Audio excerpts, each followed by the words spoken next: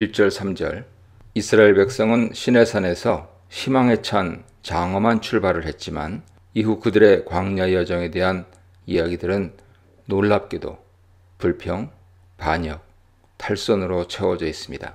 이미 그들은 출애굽 직후 이와 동일한 패턴의 반역을 되풀이해왔죠. 시내산으로 가는 도중 그들은 여러 차례 먹을 것과 마실 것이 부족한 광야의 힘든 여정으로 인해 불평을 쏟아냈습니다. 출애굽기 15장에서 18장 보세요. 시내산 도착 후에도 그것은 마찬가지였고 시내산에서도 마찬가지였습니다.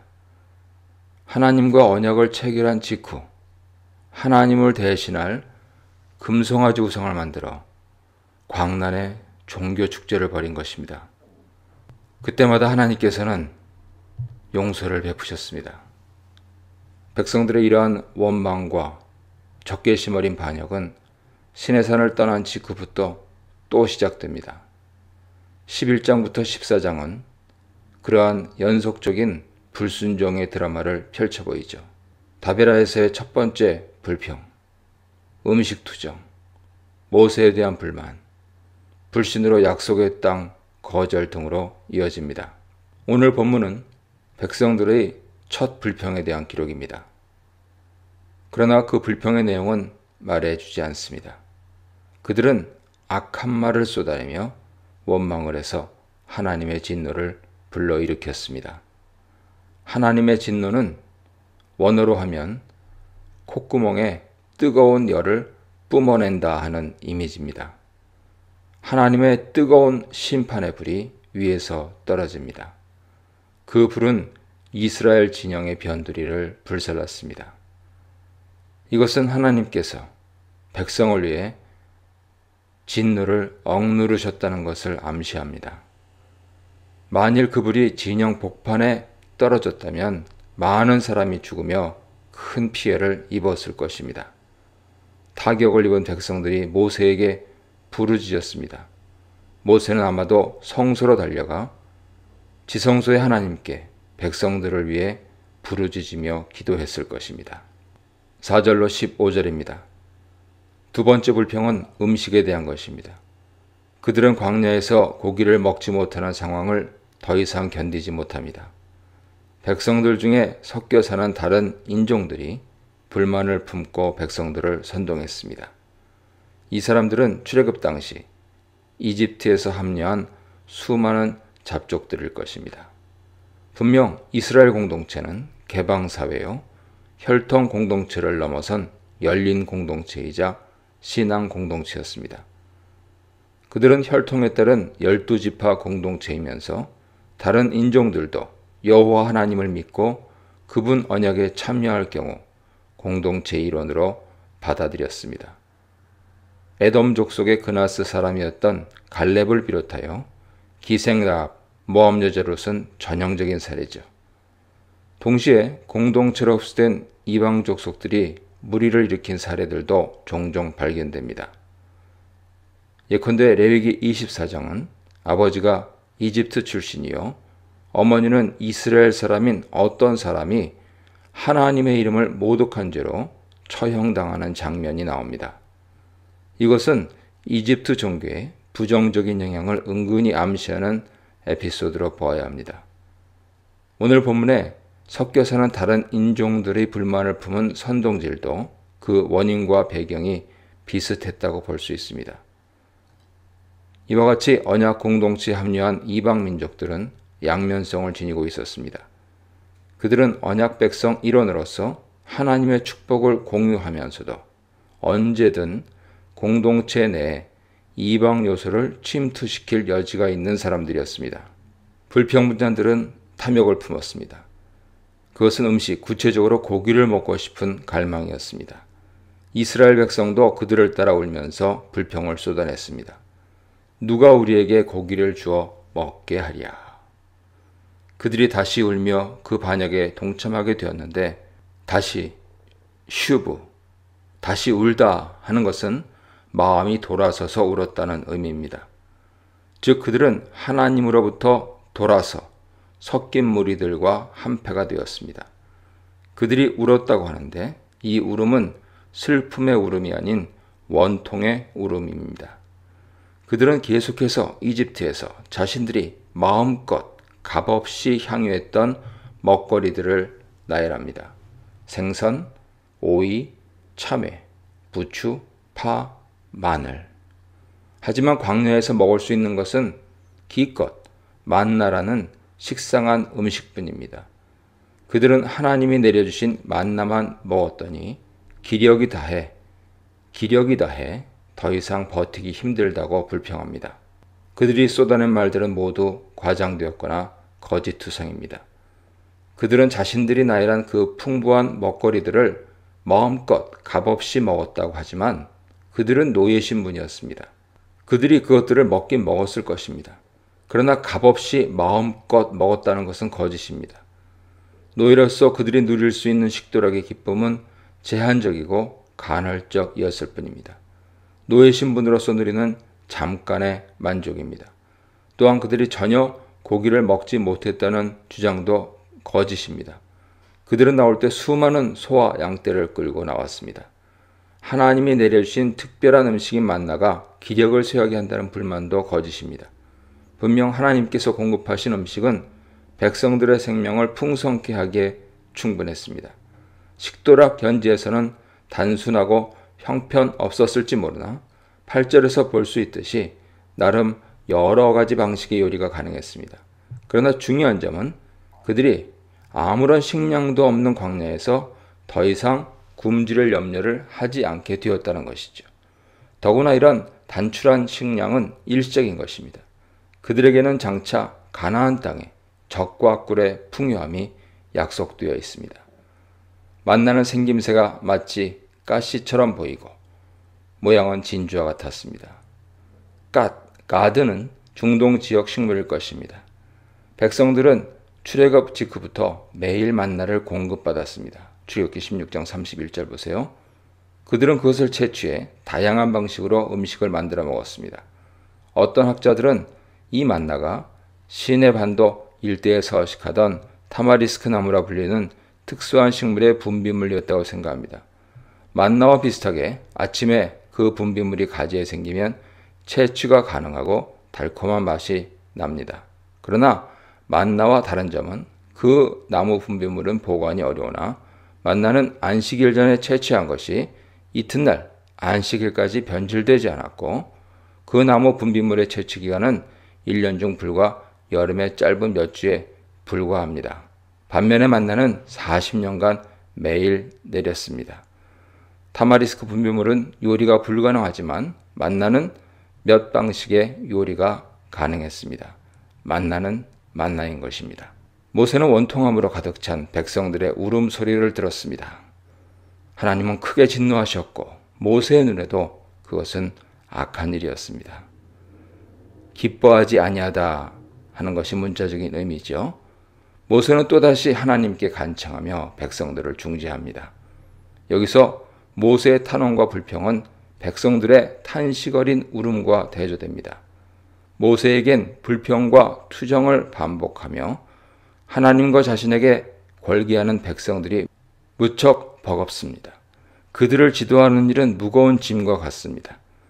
그럼에도 하나님께서는 마치 친자녀처럼 여기면서 철없는 그들을 끝까지 친아버지처럼 가슴에 품고 가나안 땅으로 인도하라 하십니다.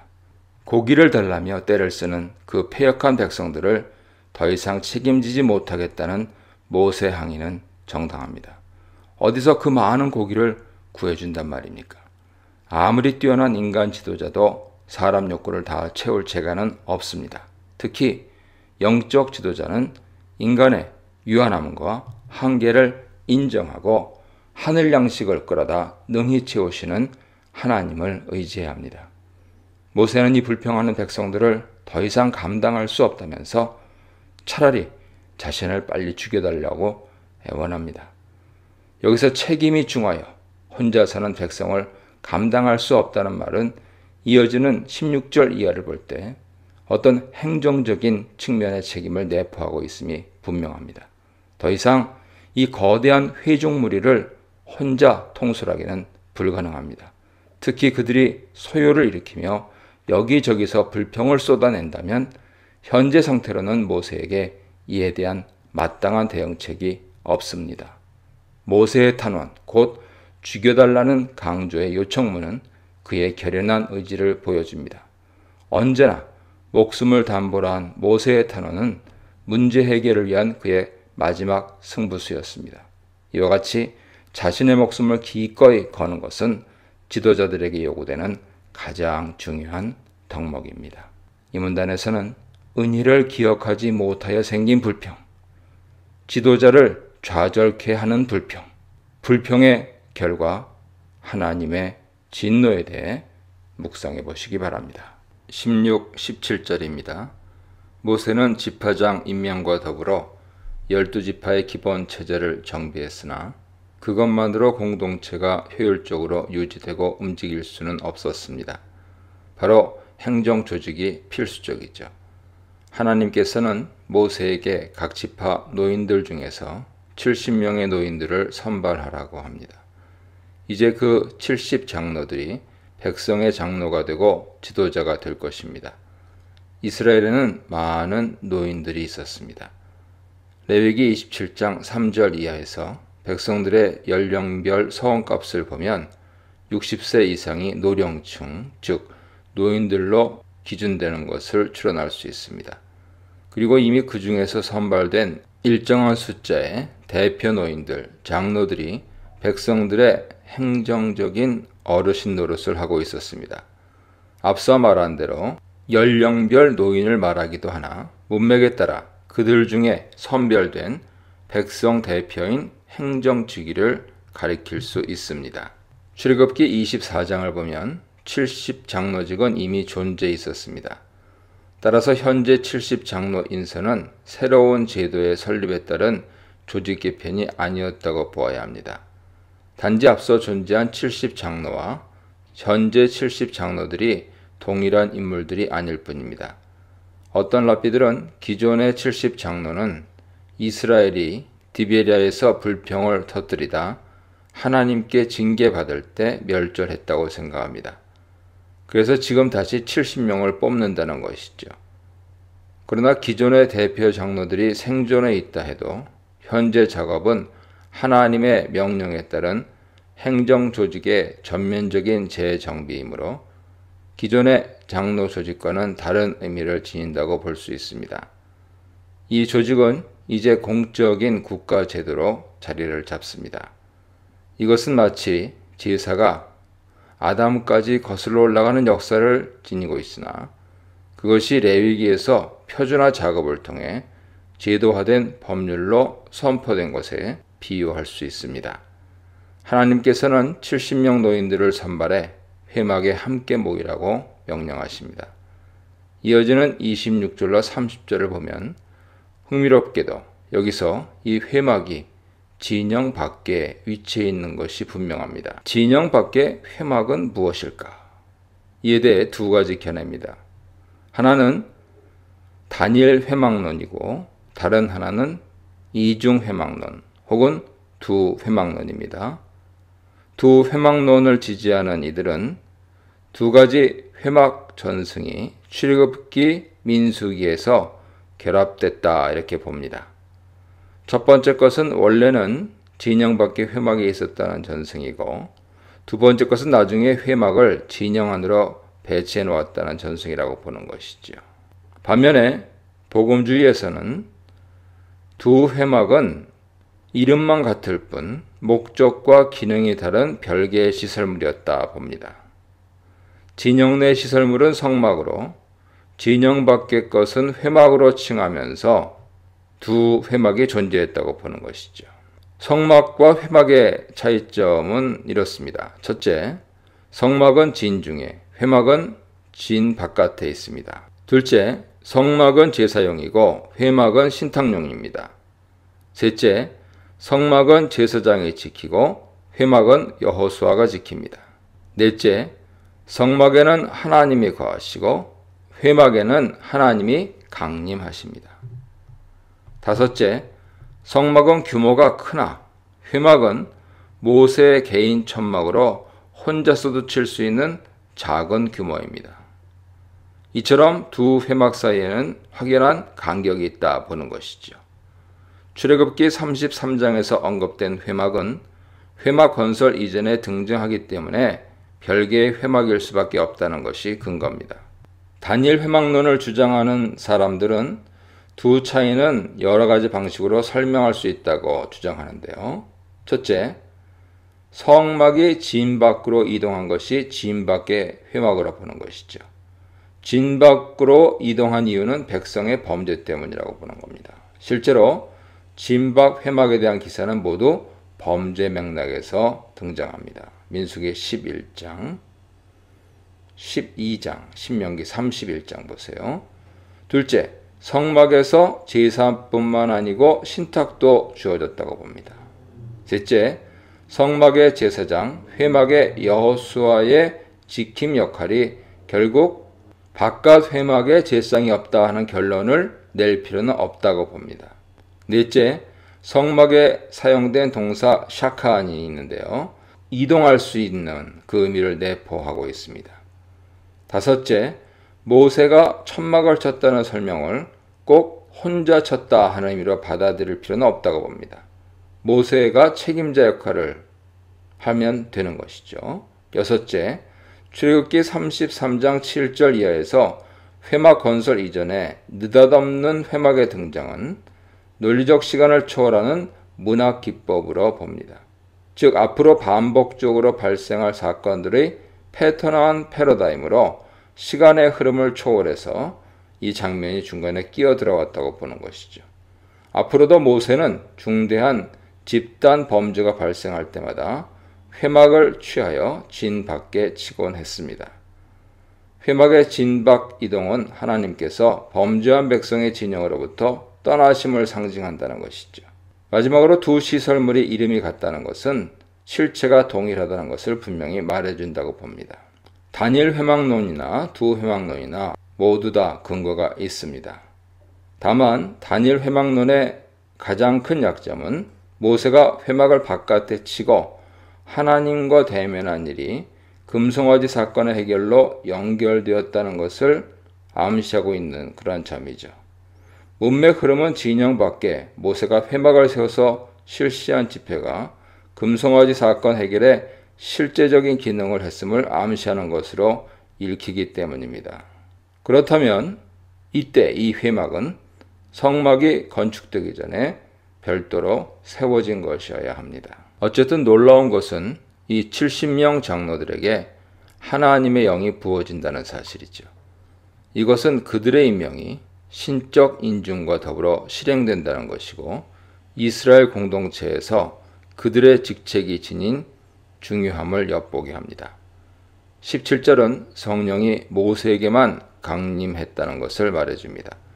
이런 의미에서 성령은 잠시 강림하여 부어졌다가 언제든 떠날 수 있다 하는 구약 맥락으로 설명할 수 있습니다. 모세에게 임했던 그 성령이 이제 70 장로들에게도 임합니다. 그리하여 모세 홀로 힘들게 지던 통치의 짐을 장로들이 나누게 됩니다. 한편 출애굽기에서 성막을 건축할 때 동일한 하나님의 영이 브살렐과 오홀리압을 비롯한 기술자들에게 임했다 하는 것을 기억할 필요가 있습니다. 사람을 여호와의 영으로 충만케 한다는 최초의 기록은 바로 성막 건축 기사에 등장하는 것이죠. 그 이전에 하나님 영으로 충만했다는 명시적인 기록은 없습니다. 지혜로운 영에 충만한 사람들을 통해서 성막이 건설되는 출애굽기 28장에 최초로 나오는 것이죠. 그런데 바로 그 하나님의 영, 지혜의 영이 이제 백성의 장로들에게 임한 것입니다. 이 성령 강림은 1차로 모세의 조력자로서 일을 할 수 있게 하기 위함이다 하는 것을 알 수 있죠. 이것은 이스라엘 공동체를 위한 직무는 오직 성령의 능력으로만 감당할 수 있다는 것을 말해줍니다. 18절로 23절입니다. 하나님께서는 다음 날부터 고기를 주겠다고 약속하시면서 백성들에게 고기 먹을 준비를 하라고 요구하십니다. 백성들은 스스로를 거룩하게 만들어야 합니다. 성결케 하라는 요구는 언제나 구체적으로 옷을 빨고 목욕을 하는 것을 의미합니다. 단순히 고기를 먹기 위해 이렇게 엄숙한 정결례를 요구하는 까닭은 어디 있을까요? 이 명령은 고기를 먹는 것이 성별된 식사였기 때문에 요구된다, 이렇게 볼 수 있습니다. 이 메추라기 고기 섭취는 하나님의 특별한 공급하심에 따른 성별된 식사로 간주되어 백성들에게 정결례가 요구되었다고 보는 것이 좋습니다. 그들은 만나를 받을 때와는 달리 하나님께서 별도로 공급하시는 고기만큼은 아무렇게나 받아선 안 되었습니다. 고기 공급은 단기간에 그치지 않았을 것입니다. 이 기묘한 하늘 식량은 한 달 내내 계속 공급될 것이며 매일 입에 한가득 뜯은 고기가 콧구멍으로 밀려 나올 만큼 질리도록 먹어 결국 냄새마저 역겹게 될 것입니다. 여기에는 불평을 터뜨리며 하나님을 멸시한 백성들에게 당신이 살아있음과 무한한 능력을 다시 한번 작정하여 보여주시려는 하나님의 의도가 있습니다. 이에 대한 모세의 반응은 의외입니다. 그는 약간 불신 뉘앙스가 담긴 말로 묻습니다. 백성들 중 보행자들, 즉 보병만 60만 명인데 이 광야 벌판에서 어디서 그런 많은 고기가 공급될 수 있냐는 것이죠. 과장법이 사용되지만 모세는 아무리 많은 양떼와 소떼를 잡는다 해도 바다의 모든 고기를 다 잡는다 해도 부족할 것이라고 고개를 흔듭니다. 이미 이스라엘 백성들은 이집트를 탈출하면서 막대한 가축을 끌고 나왔음을 다시 기억해야 합니다. 수많은 잡족과 양과 소와 심히 많은 가축이 그들과 함께 했으며 기록되어 있지 않습니까? 그들이 여전히 어느 정도 가축들을 소유하고 있다면 그들은 충분한 고기를 먹을 수 있는 것이며, 따라서 고기에 대한 투정은 단순히 이집트로 돌아가기 위해 갖다 붙인 핑계거리에 불과하다 하는 사실이 드러나는 것이죠. 모세의 불신에 대해 하나님께서는 짧고 간결한 매우 인상적인 표현의 질문형 답변을 하십니다. 여호와의 손이 짧으냐? 참고로 이사야 50장 2절, 59장 1절 참조하세요. 여호와의 손 혹은 하나님의 손은 성경에 흔하게 하나님의 힘 혹은 하나님의 간섭과 다스리심을 가리킵니다. 출애굽기 9장 3절, 신명기 2장 15절, 사무엘상 5장 11절, 베드로전서 5장 6절, 출애굽기 16장 3절, 역대하 30장 12절, 욥기 19장 20절, 전도서 2장 24절 보세요. 두고 보라. 이제 모세는 하나님 말씀이 실현되는 것을 두 눈으로 목격할 것입니다. 한편 비슷한 메추라기와 만나의 공급이 출애굽기 16장 11절에서 13절에 이미 발생한 바 있습니다. 거기서는 고기에 대한 갈망이 하나님께서 메추라기를 공급하심으로 응답되었습니다. 그것은 은혜로운 선물이었으며 백성들로 하여금 하나님의 능력을 보고 그분을 신뢰하게 하였습니다. 그러나 본문에서는 메추라기가 하나님의 분노와 더불어 공급되며 결국 많은 희생자를 낳습니다. 여기서 고기 투정은 이집트로 돌아가겠다는 의도이며 결국 하나님에 대한 불신과 거절의 표현이기 때문이죠. 24, 25절입니다. 모세는 하나님의 지시하심을 받고 앞서 인선한 백성들의 대표 장로들을 회막에 소집합니다. 이때 하나님께서 구름 가운데 강림하셔서 모세에게 임했던 성령이 그 장로들에게도 임하게 됩니다. 성막에 강림한다는 표현은 그 진영 밖의 회막에 성령께서 새롭게 내려오신 것을 암시하죠. 따라서 그 회막은 진영 내의 성막과는 별개의 임시 시설물일 수 있습니다. 성령을 받은 장로들이 놀랍게도 일시적으로 예언을 쏟아냈습니다. 우리는 그 예언의 내용은 알 수 없습니다. 하지만 장로들의 예언 활동은 일시적인 현상에 불과해 잠시 후 중단되었고 그 후에 다시는 반복되지 않았습니다. 그러나 그들의 예언의 은사는 일시적이었을지라도 17절이 말하고 있는 대로 이 성령은 1차로 백성들의 짐을 담당하도록 일종의 지혜의 영으로 부어졌기에 백성 대표로서 모세의 조력자로서 백성들을 이끌 성령의 능력은 계속되었다고 보아야 합니다. 이 문단에서는 너무 무거운 짐은 헌신이 아니다에 대해 묵상해 보시기 바랍니다. 26절로 30절입니다. 모세에게 임한 영이 70 장로들에게도 임한 이야기를 살펴봤는데요. 그 사건과 관련된 흥미로운 에피소드 한 가지가 소개됩니다. 이름이 기록된 자들 중에서 엘닷과 메닷이 진영에 머물러 있었는데 그들에게도 하나님의 영이 임한 것이죠. 하나님 명부에 기록된 이름들은 만일 모든 장로들의 이름이라면 그들은 70 장로회에 끼지 못해 진영 내에 머물고 있었을 것입니다. 하지만 70 장로회에 속해 있었다면 그들은 진영 밖의 회막으로 모이자는 모세의 제안을 적절치 않은 것으로 간주하고 진영에 남아 있었을 것입니다. 이 에피소드의 목적은 하나님 영의 보편적 임재를 교훈하기 위한 것이었다 하는 점을 강조하면서 엘닷과 메닷은 70 장로에 속하지 않은 인물이었다 이렇게 보는 것이 좋을 듯합니다. 예언은 하나님의 영을 받은 사람이 대언하여 쏟아내곤 하는 특별한 하나님 말씀이죠. 예언을 하는 자는 주로 선지자들이지만 사울왕 그리고 그의 전령들도 있었습니다. 모세에게 예언의 영이 임재해 있었지만 동일한 성령이 장로들에게도 임하여 그들도 예언을 한 것입니다. 엘닷과 메닷이 진영 안에 머물렀다는 표현은 모세와 70 장로가 진영 밖 회막으로 나갔다는 의미죠. 놀랍게도 회막 집회에 참여하지 않은 그들에게도 성령이 임했습니다. 한 소년으로부터 이 소식을 들은 여호수아는 모세에게 그것이 불공평하고 부당하다면서 그들이 성령을 받지 못하게 해야 한다고 주장했습니다. 그러나 모세는 여호수아를 책망하면서 모든 신자들 위해 부어질 미래의 보편적 성령 강림을 암시하는 매우 중요한 답변을 내놓습니다.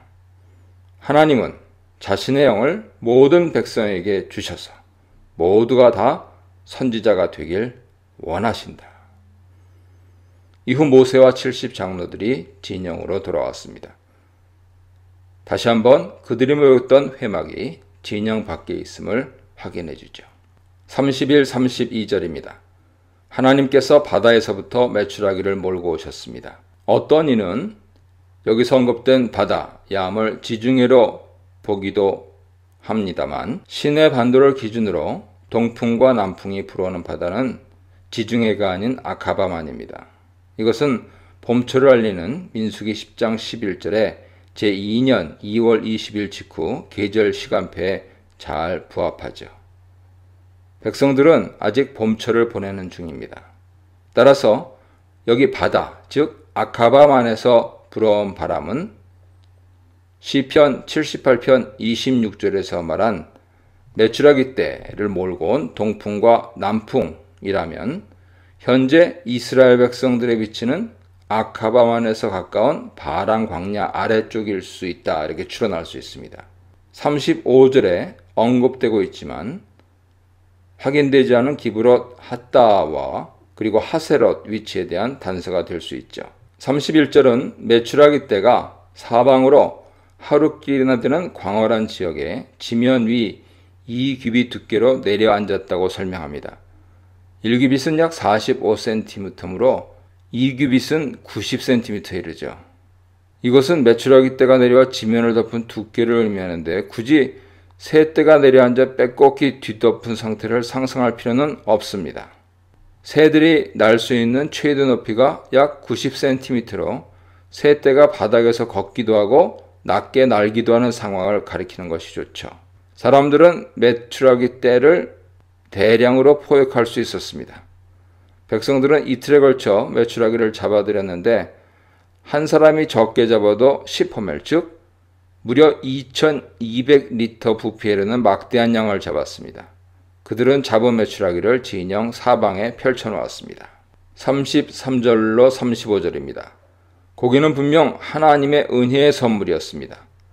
그러나 그것은 어떤 사람들에게는 동시에 저주가 되었죠. 고기를 먹기 시작할 즈음에, 고기를 씹기도 전에 하나님께 큰 징벌을 받아 그들은 멸망합니다. 이런 점에서 오히려 그것은 저주라고 할 수 있죠. 여기서 모든 사람들이 큰 재앙을 당한 것이 아니라 욕심을 낸 백성, 즉 탐욕을 품은 불평분자들이 재앙을 당한 것을 기억해야 합니다. 앞서 4절에 등장했던 그 탐욕을 품은 사람들이죠. 그들 선동에 백성들이 동조하여 하나님께 반역을 하게 되었고, 하나님께서는 그들의 요구를 들어주셨으나 그 죄에 대해서는 엄중히 문책하신 것입니다. 결국 많은 사람들이 심판을 받아주고 아마도 많은 무덤이 만들어졌을 것입니다.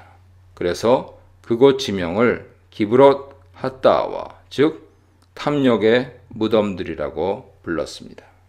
이 문단에서는 모든 장로들에게 주의 영이 내리다, 모든 장로들이 일상으로 돌아오다, 탐욕적인 자들에게 심판이 내리다에 대해 묵상해 보시기 바랍니다. 1절 3절 하세로데소 사건은 모세가 구스 여자를 취했다는 이야기로 시작됩니다.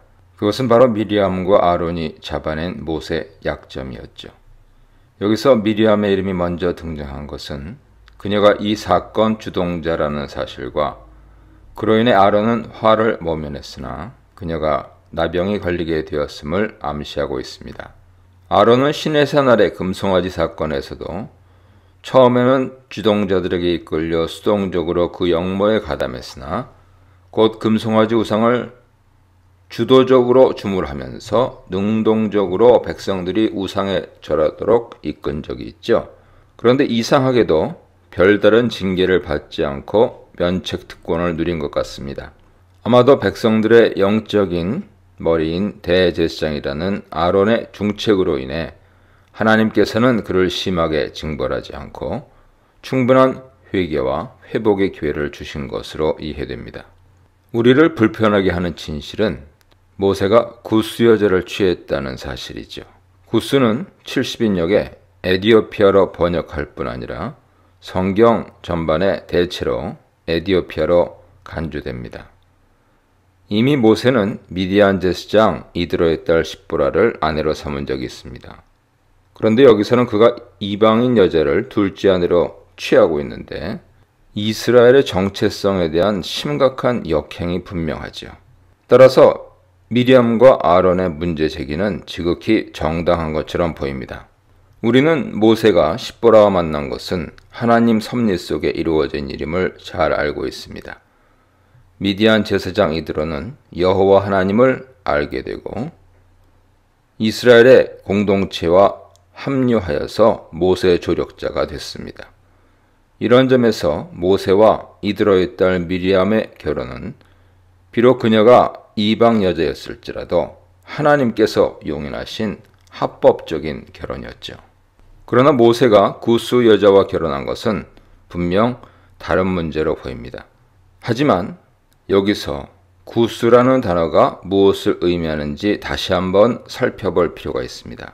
일반적으로 구스가 에디오피아를 가리키는데 에디오피아에 수단과 이집트가 포함될 수 있다고 설명하는 이들이 있습니다.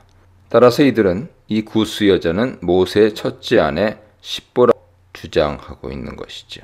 십보라는 결혼 후 두 아들을 낳고 모세와 잠시 결별했습니다. 모세는 이집트로 백성을 해방하러 떠나고 십보라는 두 아들과 더불어 아버지 이드로를 따라 고향으로 돌아갔다가 출애굽 후 다시 상봉하게 되죠. 출애굽기 18장 보세요. 이들은 그 사이에 모세가 구스 여자를 둘째 아내로 맞았으며 그것이 미리암과 아론의 불만을 샀다고 설명합니다. 이 사건에서 미리암과 아론이 시기상 뒤늦게 모세 아내 십보라를 문제 삼은 이유는 그녀가 출애굽 후에야 모세와 다시 만나 이스라엘 공동체에 합류했기 때문이죠. 그러나 분명히 하나님께서는 십보라를 모세의 합법적인 아내로 인정하신 상태였습니다. 더구나 이스라엘 공동체는 폐쇄적인 혈통 공동체가 아니라 수많은 잡족들이 합류해서 탈출해 나온 열린 공동체, 개방사회였습니다. 이는 궁극적으로 열방을 구원하시려는 하나님 미래 계획에 대한 암시였죠. 따라서 미리암과 아론의 문제 제기는 매우 불순하고 악의적이었다고 그들은 단순히 이를 빌미삼아 모세의 특권을 질투하며 권위에 도전했던 것이죠. 그들의 항변은 매우 도발적입니다. 여호와께서 모세와만 말씀하셨느냐? 우리와도 말씀하지 않으셨느냐? 이것은 권력 지분을 요구하는 권력지향적인 인간 존재의 전형적인 모습입니다. 모세는 그 어떤 사람보다 온유한 사람이죠. 이런 평가는 모세 자신이 내릴 수 없기 때문에 많은 보수주의자들도 이 구절이 구약 정경 계시가 완료될 때 들어온 최종 편집자에 의한 삽입이라는 것을 인정합니다. 이런 삽입은 다분히 의도적이죠. 즉 불만을 잔뜩 품은 아론과 미리암과 대조적으로 모세는 마음이 너그럽고 겸손한 인물이라는 것입니다. 4절로 8절입니다. 이때 하나님께서 갑자기 이 언쟁에 개입하셨습니다. 갑자기라는 단어는 돌발적인 상황 발생을 가리키는데 특히 신속한 신적 개입에 따른 비상조치가 필요할 때 흔하게 나타나는 단어입니다. 이 단어 등장은 불길한 징조를 알리죠. 하나님께서는 모세와 아론 그리고 미리암을 회막으로 나오라고 명령하십니다. 이것은 진영 밖으로의 소환이며 따라서 이 회막은 11장에 이어 다시 진 밖에 설치되어 있는 시설물입니다. 진영 밖 회막은 백성들이 배교를 저지를 때마다 임시로 설치되어서 회개와 영적 쇄신 그리고 성령 충만과 더불어 중대한 죄의 문제를 해결하는 장소로 사용된 것 같습니다. 회막에서 개최된 재판에서 하나님께서는 아론과 미리암을 크게 책망하십니다. 요지는 모세는 특별하고도 유일한 하나님의 대행자로 선택된 지도자요. 또한 하나님 말씀을 대언해서 전달하는 선지자로 세웠다는 것이죠. 참고로 모세는 이후의 모든 선지자의 전형이 되었습니다. 따라서 그에 대한 대항은 그를 세운 하나님을 대적하는 셈이죠. 모세에게 독점적으로 부여된 특권은 바로 하나님과 직접 대면할 자격입니다. 다른 선지자들에게는 환상이나 꿈이라는 통보수단을 통해서 자신의 뜻을 알려주지만 모세와는 얼굴을 맞대고 문자적으로는 입에 입을 맞대고 즉 말씀을 입에서 입으로 그대로 옮기듯이 모세에게 말씀을 전해주고 또한 모세의 말을 전해 들으신다 하는 겁니다. 또한 모세는 하나님을 대신해서 그분의 집 곧 온 이스라엘을 책임지고 운영하고 다스리는 중책을 지닌 자죠. 그런 특권을 지닌 모세를 비방하는 것은 하나님에 대한 모욕인 것입니다. 하나님께서는 그들에게 큰 진노를 발하신 뒤 다시 구름의 떠오름과 더불어 회막을 떠나셨습니다. 하나님의 진노는 미리암의 나병이라는 비극적인 결과로 나타났습니다. 11절로 16절입니다. 고대 이스라엘에서 나병, 곧 악성 피부병은 하나님의 징벌로 인식되었습니다. 그만큼 중대한 질병으로 간주되었기 때문에 나병에 걸린 사람은 부정하다를 외치면서 진영 밖으로 짐을 싸서 나가야 했습니다. 또한 병이 완치된 후에도 진영으로 복귀하는 절차가 4단계로 진행될 만큼 매우 엄숙하고 까다로웠으며 많은 희생 짐승들을 바쳐야 했습니다. 레위기 14장 보세요. 미리암이 바로 그렇게 하나님의 벌을 받아 나병에 걸렸죠. 아론은 화를 모면하는데 앞서 언급된 대로 대제사장이라는 그의 특별한 신분과 그가 이 반역에서 주동자가 아니라는 점이 감안되었을 수 있습니다. 그리고 11절에서 아론이 우리가 어리석은 일을 하여 죄를 지었다고 자백하듯이 그가 즉각 회개해서 면책되었을 것입니다. 아론의 입에서 나병의 전형적인 증상 한 가지가 묘사됩니다. 나병 환자는 피부의 살이 문드러지면서 썩어 마치 어머니 뱃속에서 사산되어 나온 시체와 같은 피부를 지닙니다. 이것은 나병의 죽음을 연상시키는 질병임을 말해주죠. 모세는 하나님께 간절히 용서를 구하는 탄원을 올립니다.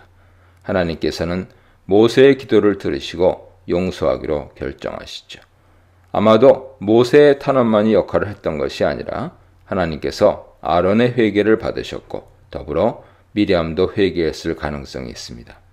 다만 그녀가 주동자였기 때문에 면책되지 못했을 것입니다. 하나님의 용서는 원칙상 어떤 방식으로든 대가를 지불하게 하십니다. 죄의 대가로 짐승이 대신 희생되거나 혹은 대역죄로 전멸을 당할 징벌이 회개와 더불어 일부가 멸망하는 대가를 치르고 용서를 받습니다. 미리암도 그랬습니다. 하나님께서는 침뱉음의 모욕을 비유로 말씀하시면서 그녀를 일주일간 진영 밖에 격리하라고 명령하셨습니다. 징계 기간을 다 채우고 미리암이 진영으로 복귀한 뒤 백성들은 하세롯을 떠나 바란 광야로 이동했습니다. 이 문단에서는 미리암과 아론이 모세에게 반기를 들다 하나님이 모세를 변호하시다. 모세가 인내하고 온유하게 대하다에 대해 묵상해 보시기 바랍니다. 1절, 3절 민수기 정탐 이야기에서 당장 문제가 되는 것은 신명기 보고와의 모순입니다. 신명기 1장 19절 이하에는 이스라엘 백성이 시내산에서 출발한 뒤 가데스 바네아에 도착하여 정탐꾼을 가나안 땅에 보냈다는 이야기가 등장합니다. 그런데 거기서는 그 땅 정탐이 백성들 요구에서 비롯되었다는 것이 확인되죠. 즉 모세가 즉각 올라가서 그 땅을 차지하자며 두려워 말고 주저하지 말라 독려하자 백성들이 모세에게 그 땅을 정탐하여 작전을 짜서 들어가자고 제안한 것입니다. 모세가 그 제안을 매우 긍정적으로 받아들여 그들은 12명 정탐꾼을 선발해 보냈습니다. 정탐 후 보고는 민수기와 동일하게 부정적이죠. 과연 가나안 땅 정탐은 하나님 명령하신 걸까요? 백성이 요구한 걸까요? 신명기는 광야 40년 여정을 반성하며 회고하는 성경입니다. 따라서 신명기가 더 정확한 실상을 보고하고 있다고 볼 수 있죠. 다시 말해 민수기 13장 가나안 땅 정탐은 백성들이 먼저 제안했던 것이고 모세와 하나님께서 이것을 추인하셔서 명령을 내린 것으로 정리할 수 있습니다. 그렇다면 백성들 제안은 하나님에 대한 불신에서 비롯된 악한 것이었을까요? 신명기 1장은 이에 대해 아무런 평가를 내리지 않으며 오히려 모세는 자신의 회고적인 연설에서 내가 그 말을 좋게 여겼다고 말합니다. 여기에는 그것을 믿음의 문제로 보게 하는 어떤 암시도 들어있지 않으며 오히려 모세 고백은 그것이 매우 현명한 제안이었다 하는 것을 암시하죠. 그들이 나중에 여리고성을 정복할 때도 그 성 정세를 파악하기 위해 두 정탐꾼을 보냈다는 사실은 백성들 제안이 매우 정당했다는 것을 뒷받침합니다. 따라서 정탐 활동 자체를 하나님과 그분의 약속에 대한 불신의 편으로 간주할 필요는 없을 것입니다. 물론 분명히 민수기 13장의 정탐 에피소드는 전체 문맥에서 볼 때 11장부터 시작되어서 14장에 이르는 이스라엘의 반복적이고 축적되고 있는 일련의 배교 행위들과 한데 묶여 있긴 하지만 신명기 1장의 동일한 이야기의 분위기와 여리고성의 정탐 사례는 정탐 활동 자체를 반역적인 것으로 볼 필요는 없게 만듭니다. 민수기 13장 본문도 정탐은 하나님 주도로 명령된 것으로 말하고 있습니다. 정탐은 백성들 편에서 제안되었으나 하나님께서 추인하여 명령하신 작전이었다는 것이죠. 때로 사람의 뜻이 하나님 뜻에 부합할 때 양쪽 경계에서는 무의미해지는 법입니다. 하나님 명령을 따라 모세는 각 지파에게 한 명씩 지휘관, 낫시를 뽑아 모두 12명 정탐꾼을 선발합니다. 그들은 각 지파 수령, 로쉬 지위에 있는 사람들, 즉 각 지파 대장들이죠. 4절로 16절입니다. 1장에서 이스라엘 백성들이 진영을 배치할 때 각 지파의 지휘관, 즉 지파장이 선임되었다 하는 것을 말씀드렸습니다. 그런데 여기서 동일한 직위의 사람들이 다시 선발되고 있습니다.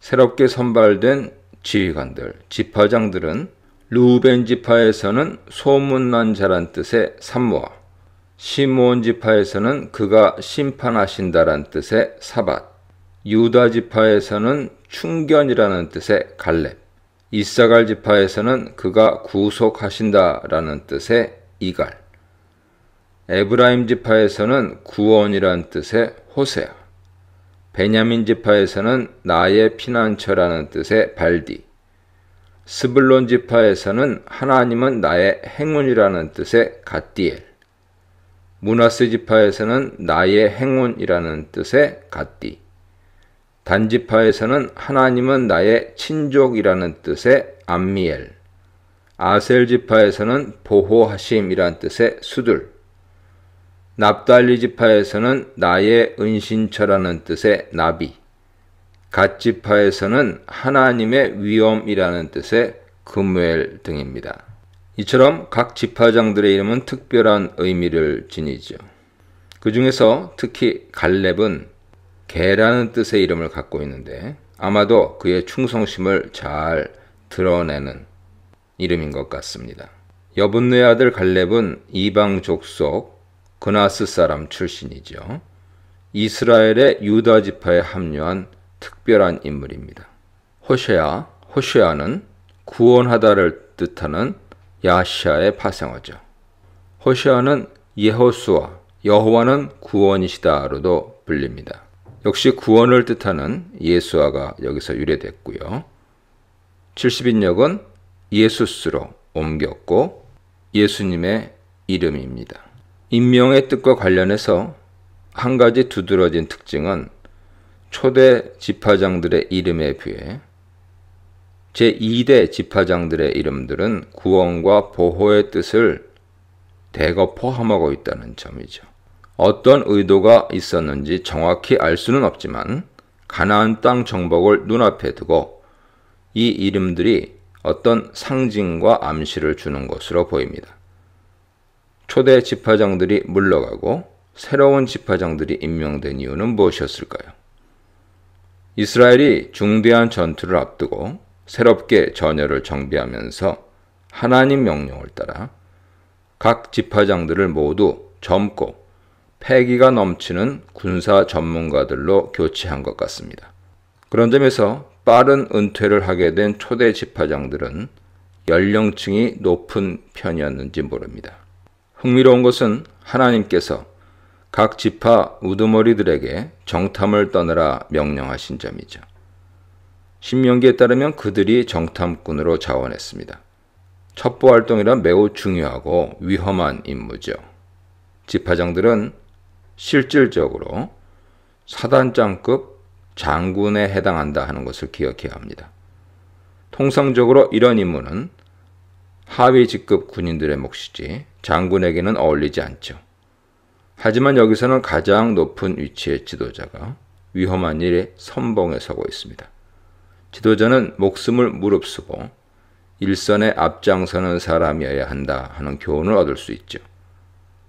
비록 그들이 정탐에서 돌아와 용기를 잃고 패배주의에 빠져 비관론을 펼쳤지만 위험한 정탐 활동을 위해 대장들이 자원하여 앞장선 것은 리더십에 대한 중요한 교훈을 주고 있죠. 17절로 20절입니다. 모세는 정탐 경로와 탐문할 내용을 알려줍니다. 첫째, 정탐꾼들은 네겝길을 통해 산지로 올라가 그 땅을 살펴야 합니다. 네겝과 산지가 정확히 어디를 가리키는지 분명하지 않습니다. 네겝은 남쪽을 의미하면서 가나안 지역 남쪽의 반사막 지역을 가리키죠. 정탐꾼들이 이 네겝길을 통해 산지로 올라갔는데 여기서 산지란 바로 남부 지역과 달리 산악지대였던 팔레스타인, 가나안 지역 일대를 가리킬 것입니다. 둘째, 그들은 그 땅 백성의 군사력을 확인해야 합니다. 그들의 체격, 군사적인 준비, 그리고 군대 규모 등이죠. 셋째, 그 땅이 주거를 위해 적합한지 기후와 수자원, 지형 등 전반적인 자연 상황과 여건들을 살펴야 합니다. 넷째, 또한 정탐꾼들은 그들의 주거지가 천막촌인지 아니면 견고하게 성벽을 둘러친 성읍인지 파악해야 됩니다. 이것은 군사 전략을 짜는 데 있어서 매우 중대한 요소죠. 다섯째, 그 땅이 농사를 짓기에 적합한지, 얼마나 비옥한지 토지를 잘 조사해야 합니다. 여섯째, 더불어 과실수들이 얼마나 많고 좋은지, 과일은 품질이 어떤지 확인 후 표본이 될 실과들을 가져와야 합니다. 그들이 과일들을 가져올 수 있었던 이유는 그 시기가 포도가 익기 시작할 무렵이었기 때문이죠. 이때는 팔레스틴 지역에 음력 5월, 양력으로 하면 7, 8월에 해당하는 음력 5월로 초막절 명절 전후의 시기라 할 수 있습니다. 쿰란 공동체 달력에 의하면 이 첫 포도 수확의 기념일은 아볼, 즉 음력 5월 3일이었는데 이날은 오순절 이후 50번째 되는 날입니다. 이 문단에서는 약속의 땅을 점령하라. 각 지파 대표들이 점령하라. 담대하고 꼼꼼하게 점령하라에 대해 묵상해 보시기 바랍니다. 21절로 24절입니다. 이스라엘은 바란 광야의 가데스 바네아죠. 가데스 바네아에 도착했습니다. 가데스는 또한 진 광야에 속하기도 하는데 바란 광야는 시내산 북부 지역을 총칭하는 일반 명칭이며 진 광야는 좀 더 좁혀져 바란 광야 위쪽을 가리키는 것으로 보입니다. 진 광야는 출애굽기 초반에 머문 신광야와 다른 것입니다. 한글 개역 개정에 신광야라고 되어 있는데 진광야로 부르는 것이 맞습니다. 진광야 곧 바란 광야의 가데스 지역은 정탐꾼들이 거점을 삼아 가나안에 진입했던 곳이며 그것과 어울리게 다른 곳에서는 가나안 땅의 남쪽 경계선으로 표시됩니다.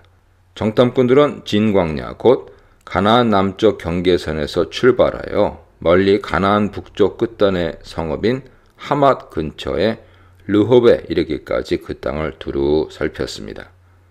아마 그들은 돌아오는 길에 가나안 남부의 네겝 지역을 둘러본 것 같습니다. 네겝 지역의 주요 도시는 헤브론이었는데 그곳은 아히만, 세세, 그리고 달메로 대표되는 아낙 자손들의 거점 도시였죠. 창세기 23장 19절에는 마므레는 곧 헤브론이라 되어 있습니다. 거기에 아낙 자손들이 살고 있었는데 아낙의 아버지는 아르바라고 언급되고 있죠. 여호수아 14장 15절 등 보세요. 여러 증거 본문들에서 아낙 자손은 바로 키 큰 사람, 즉 거인족을 가리킵니다. 오늘 본문은 아낙 자손 주거지를 헤브론으로 지정하지만 오경과 가나안 정복 이야기인 여호수아서는 그들이 가나안에 광범위하게 분포되어 있었음을 증언합니다. 아낙 자손은 특정 종족을 지칭하기보다는 원래는 아르바라 하는 인물에서 비롯된 거인 유전자를 지닌 특정 혈통의 집안을 가리키는 것 같습니다. 이것이 거인을 의미하는 일반 명칭이 되어서 종족을 떠나 누구든 기골이 장대한 사람들을 아낙 사람으로 칭했던 것으로 보입니다. 더불어 아낙 자손을 네피림과 관련시키는 33절에 유의하십시오. 정탐꾼들은 거기서 큼직한 포도송이가 달린 포도나무 가지를 베어 아마도 석류와 무화과 역시 그렇게 벤 뒤에 긴 막대기에 묶어 두 사람이 그것을 들었던 것 같습니다. 본문은 그곳 지명이 그로 인해 송이라는 뜻을 지닌 에스골 골짜기로 불리게 되었다고 말합니다. 에시콜 지명의 기원에 대해서는 창세기 14장 13절은 에스골이라는 사람과 관련되어 있음을 암시합니다. 아마 원래 있던 지명에 이스라엘이 커다란 포도송이를 벤 곳이라고 하는 특별한 의미를 덧붙였을 것입니다. 25절로 29절입니다. 정탐꾼들은 40일 동안 그 땅 전역을 정탐하고 돌아왔습니다. 40이란 숫자는 성경에서 흔하게 어떤 일에 완벽한 성취에 필요한 기일로 나타나죠.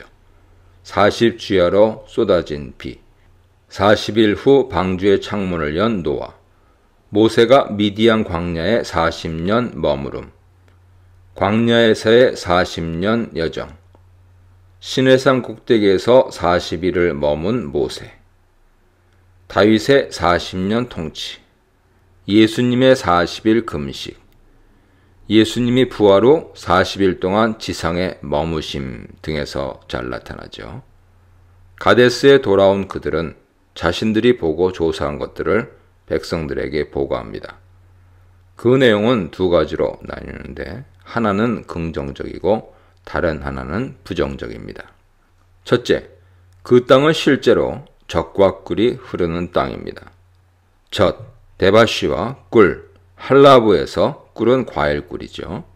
일종의 과일 시럽이라 할 수 있는 과일꿀은 주로 대추나무 열매, 때로는 포도로 만들었습니다. 대부분 성경들이 이 둘을 모두 꿀로 번역해서 구분이 안 되지만 문맥에서 양자 구별은 가능합니다. 예를 들어 삼손이 사자 시체에서 얻은 꿀은 야생꿀이죠. 그런데 추수 및 소산물의 축복과 관련해서 나오는 꿀은 풍부한 과일 생산 결과인 과일꿀로 볼 수 있습니다. 이 견해가 타당한 이유는 젖과 꿀이 흐르는 땅이란 풍부한 소산물의 축복을 가리키기 때문입니다. 풍부한 젖은 가축들이 잘 자란다는 뜻이고 풍부한 꿀은 과일 농사가 잘 된다는 뜻입니다. 곧 젖과 꿀이 흐르는 땅은 목축과 농사가 잘 되는 땅을 말하죠. 그들은 그 증거로 자신들이 가져온 커다란 포도송이와 무화과와 석류를 보여주었습니다. 둘째, 그러나 그 땅의 성들은 요새와 같이 견고하고 거인족 아낙 자손들이 살고 있으며 다양한 민족들이 그 땅 전역에 주요 거점 지역들에 흩어져 세력을 구축하고 살고 있었습니다. 남쪽 저지대에는 아말렉, 북쪽 산악 지역은 헷, 여부스, 아모리, 해변과 요단 강변에는 다른 가나안 족속들이 살고 있었습니다. 즉 가나안 땅 전역의 구석구석에 여러 종족들이 흩어져서 이미 견고한 지배 세력이 되어 있었습니다. 이것은 그 땅에 사는 여러 종족들의 군사 여건, 신체 조건, 군대 규모에 대한 보고죠.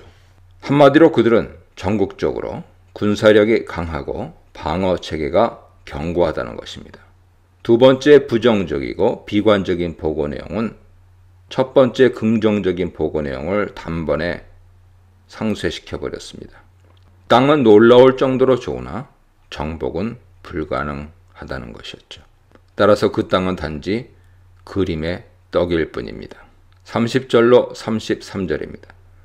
백성들은 정탐꾼들의 비관적인 보고를 듣고 좌절하며 웅성거렸던 것 같습니다. 이때 갈렙이 등장하여서 모세 앞에 서서 백성들을 진정시킨 뒤 용기를 북돋는 연설을 합니다. 그는 올라가서 그 땅을 차지하자. 우리가 반드시 이길 것이다 라고 외칩니다. 여기서 갈렙은 설득을 위해 강한 수사적 어법을 구사합니다. 그가 사용한 동사 올라가다와 할 수 있다를 보면 두 동사 모두 본동사 앞에 그 동사의 부정사 절대형을 둠으로써 그 동작을 크게 강조하고 있습니다. 히브리어에서는 부정사 절대형이 해당 동사 앞이나 뒤에 올 때 강조, 반복, 신속한 행위 등을 나타내죠. 갈렙의 용기 백배한 모습이 엿보이고 또한 그가 백성들을 설득하기 위해 안간힘을 쓰고 있음이 드러납니다. 그의 용기는 곧 여호와에 대한 믿음이었죠. 다음 단락에서는 갈렙 외에 여호수아가 이 일에 적극 나섰음을 보여줍니다. 그러나 다른 정탐꾼들은 모두 한 목소리로 비관론을 쏟아냅니다. 가나안 족속들이 워낙 강하기 때문에 이스라엘 백성 군사력으로는 그들을 이길 방법이 없다는 것입니다. 심지어 그들은 첫 번째 보고에서 자신들이 가져온 엄청난 과일을 보여주면서 매우 긍정적으로 평가한 그 땅 자체를 악평하기 시작합니다. 죄로 물든 인간은 마음이 돌아서면 좋았던 일이나 사람에 대해 갑자기 악담을 하는 나쁜 습성을 지니고 있죠. 악평으로 번역된 디바는 나쁜 보고, 부정적인 평가를 의미합니다. 그 땅은 사람 잡아먹는 땅이다.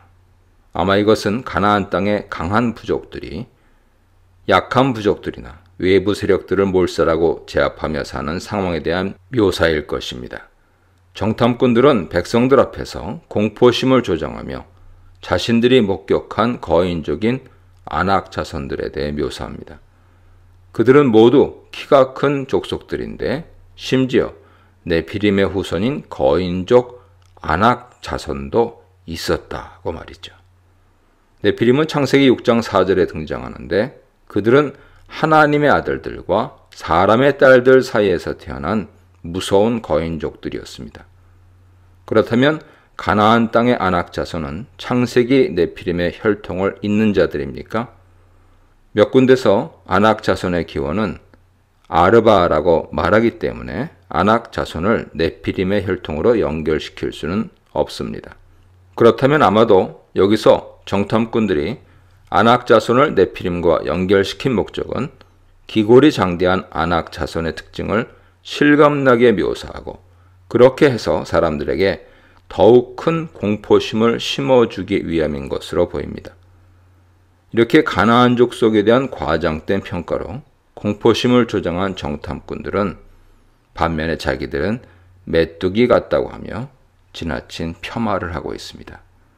이런 비관론은 여호와에 대한 불신입니다. 이 문단에서는 가나안 땅을 정탐하다, 상반되는 보고가 나오다, 상반되는 증거를 가져오다에 대해 묵상해 보시기 바랍니다. 1절, 5절 정탐꾼들의 보고를 들은 이스라엘 백성은 마음이 얼음장처럼 얼어붙었습니다. 그들은 대성통곡을 하며 자신들의 지도자인 모세와 아론을 원망했죠. 밤새도록은 그 밤에로 수정되어야 합니다. 이것은 그들이 총회를 개최한 시점이 저녁이 지난 밤중이었음을 가리키죠. 아마 정탐꾼들이 적들의 눈에 띄지 않도록 해가 진 뒤 저녁 늦게 진영에 도착했음을 암시합니다. 1절에 연이어 사용되는 동사들, 즉 온 백성들이 소리를 높이고 부르짖고 통곡을 하고 2절에 원망하는 것은 그들의 절망을 잘 드러내죠. 원망하다 하는 것은 단순히 남의 탓을 하는 정도가 아니라 불평을 쏟아내며 상대방에게 책임질 것을 요구하는 반항적인 행동을 말합니다. 그들은 갑자기 이집트 땅이 그리워졌습니다. 심지어 그들은 차라리 이집트 땅에서 노예로 일하다 죽었거나 광야에서 고생하다 죽었다면 더 좋았을 것이라고 말합니다. 그것이 가나안 땅에 입성하다 자신들은 떼죽음을 당하고 처자식들이 포로가 되고 첩이되고 종으로 전락하는 것보다는 100번 낫다고 합니다. 그들은 넘지 말아야 할 선을 넣으며 막말을 퍼부었습니다. 여호와가 우리를 그 땅으로 인도하여 쓰러지게 할 작정이구나. 여호와가 누구십니까? 놀랍게도 그들은 이와 동일한 불평을 출애굽 직후 파라오의 막강한 군대가 추격해오고 앞에는 홍해가 가로막힌 상황에서 쏟아낸 적이 있습니다. 그러나 그 절체절명의 위기 속에서 하나님은 홍해를 가르시고 그 바닷물에 세계 최강 파라오의 군대를 몰살시키지 않으셨습니까? 그런데도 차라리 라는 말을 2번이나 사용하면서 서슴지 않고 여기서 죽는 것이 더 낫다는 말을 하고 있습니다.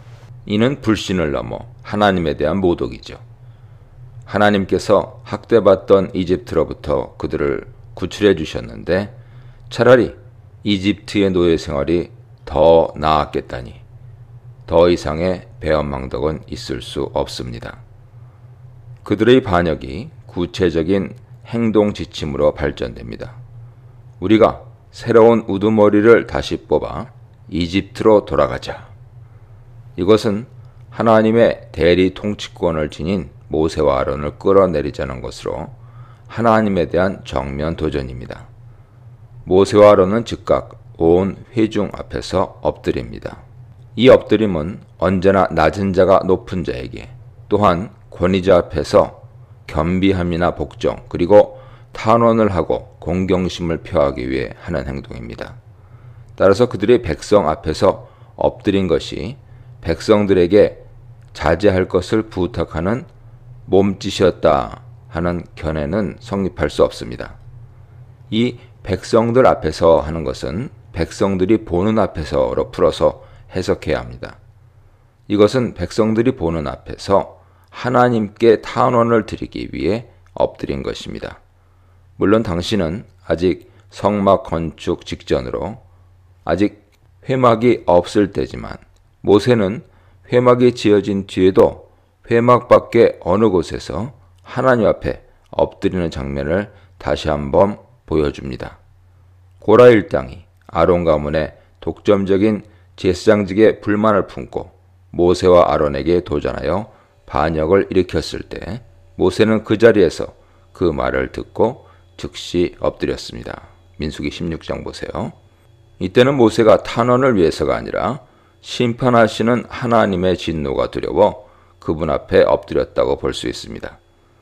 이것은 이어지는 장면들, 곧 모세와 아론이 즉시 엎드려 하나님께 진노를 거두어 달라고 탄원하고 하나님께서 반역의 무리들을 순식간에 멸하리라고 으름장을 놓으실 때 그 두 사람이 거듭 엎드리는 장면에서 확인됩니다. 마찬가지로 오늘 본문에서도 모세와 아론은 하나님을 두려워하여 백성들 앞에서 부복한 것으로 보는 것이 맞죠. 물론 그것은 용서를 구하는 탄원의 의미가 어느 정도 포함되어 있었을 것입니다. 6절로 10절입니다. 12명의 정탐꾼들 중에서 여호수아와 갈렙, 이 두 사람은 반역의 대열에 동참하지 않았습니다. 앞서 관찰된 정탐 보고 대회에서는 갈렙만이 비관론을 펼친 정탐꾼들과 그들에게 동조한 백성들을 설득하려 나섰지만 여기서는 여호수아가 전면에 나서서 동참하고 있습니다. 아마도 여호수아는 처음부터 갈렙과 같은 마음을 품고서 상황을 지켜보고 있었을 것입니다. 하지만 상황은 점점 악화되어 급기야 그들이 모세를 끌어내리고 새로운 지도자를 옹립함으로 지도권에 도전하는 분위기로 흘러가자 여호수아가 전면에 나선 것으로 보입니다. 눈의 아들 여호수아는 일찍이 출애굽 직후 르비딤에서 아말렉 족속과 전투를 벌였을 때 군대를 이끌고 나가 그들을 물리친 바 있습니다. 출애굽기 17장 보세요. 그 후 그는 모세 후계자로 미리 점지되어서 보좌관으로서 언제나 모세를 수행하여 일을 도왔습니다. 모세가 시내산에 오를 때 동반하기도 했고 또한 진영 밖에 임시로 마련된 회막을 지키는 임무를 맡기도 했습니다. 출애굽기 24장, 33장 참조하세요. 오늘 본문에서도 여호수아는 갈렙과 더불어 모세 편에 서서 가나안 땅 진격을 주장하고 있습니다. 마침내 여호수아는 하나님의 뜻을 따라 모세의 안수를 받은 뒤 그의 후계자로 임명되며 여호수아서에서 보듯이 가나안 땅 정복 전쟁에서 이스라엘 지도자로 활약했습니다. 앞선 민수기 13장 8절에서 그는 호세아라는 이름으로도 불립니다. 여분네 아들 갈렙은 이방 족속 출신 그나스 사람이었죠. 이방 족속 출신으로 이스라엘의 유다 지파에 합류한 특별한 인물입니다. 여호수아와 갈렙은 다른 동료 정탐꾼들의 비관론과 그들의 선동질에 동조하여 반역에 동참하는 백성들을 보고 자신들의 옷을 찢으며 비통함과 분노를 표현합니다. 분명 이 두 사람의 이러한 격렬한 반응은 그들이 정탐 활동 중에는 동료 정탐꾼들의 마음을 눈치채지 못했다는 것을 보여주는지 모릅니다. 옷을 찢는 행위는 구약에서 마음이 찢어지는 비참한 감정을 표현하는 전형적인 행위죠. 통분한 여호수아와 갈렙은 분위기를 바꿔보려고 안간힘을 씁니다. 그들은 정탐꾼들의 두 가지 보고 가운데 첫 번째 긍정적인 보고에 집중하여 백성들을 설득하죠. 그 땅은 심히 아름다운 땅이다. 이는 과연 젖과 꿀이 흐르는 땅이다. 하나님께서는 반드시 그 땅을 우리에게 주실 것이다. 긍정적인 면을 우선 보면서 확고한 믿음 편에 섰던 이 두 사람과 부정적인 면을 더 크게 보면서 하나님을 불신한 다른 정탐꾼들이 확연히 대조되고 있습니다. 여호수아와 갈렙의 힘찬 웅변은 강력합니다. 여호와께서 우리를 기뻐하시면 우리를 그 땅으로 인도하실 것이고 그 땅을 우리에게 주실 것이다. 조건은 여호와께서 우리를 기뻐하시면입니다. 그러나 이미 이 조건은 확정되어 있습니다. 하나님께서 그 백성을 너무나 사랑하시어 보배로운 소유물 삼아 이집트에서 불러내셨기 때문입니다. 광야에서 거듭된 그들의 불순종에도 인내하시며 반복해서 그들을 용서하신 이유도 하나님께서 그들을 기뻐하셨기 때문입니다. 그러므로 이제 믿음을 가지고 가나안 땅으로 진군하면 되는 것이죠. 여호수아와 갈렙은 담대히 소리칩니다. 여호와를 거역하지는 말라. 그 땅 백성을 두려워하지는 말라. 그들은 우리의 밥이다. 여호와를 거역하지는 말자. 그 땅 백성을 두려워하지 말자. 그들은 우리의 밥이다. 모든 정탐꾼들이 가나안의 거인족인 아낙 자손을 네피림에 자신들은 메뚜기에 비교하면서 떨었으나 이 두 사람은 오히려 그들을 이스라엘의 밥으로 비유하고 있습니다. 괴물 네피림이 하찮은 밥으로 바뀝니다.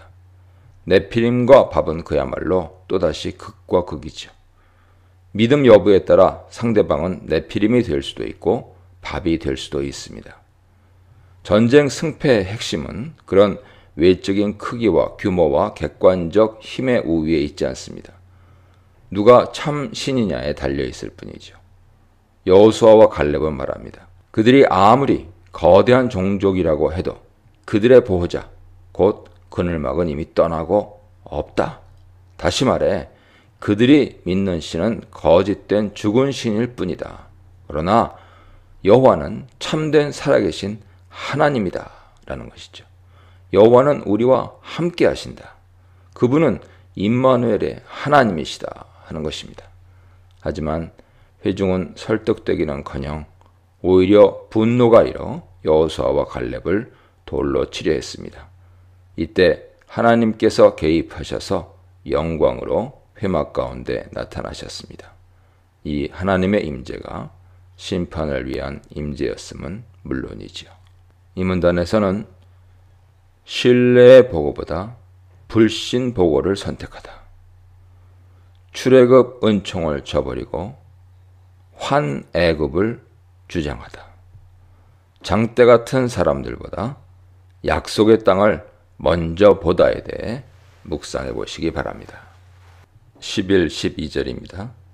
정탐꾼들의 우리는 아낙 자손을 이길 수 없다는 선언은 하나님은 무력하고 약하시다. 하나님은 아낙 자손과 그들의 신을 이길 수 없다는 뜻입니다. 따지고 보면 정탐꾼들의 비관론의 핵심은 바로 이 같은 불신앙과 신성모독이죠.